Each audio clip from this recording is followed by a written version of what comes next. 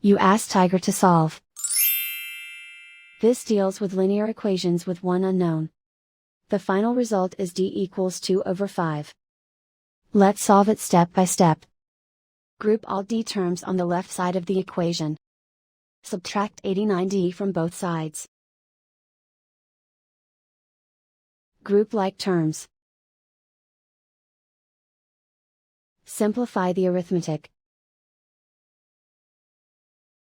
Group like terms. Simplify the arithmetic. Group all constants on the right side of the equation.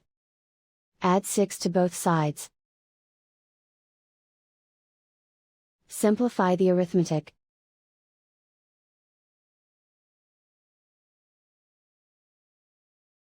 Isolate the d. Divide both sides by -10. Cancel out the negatives. Simplify the fraction.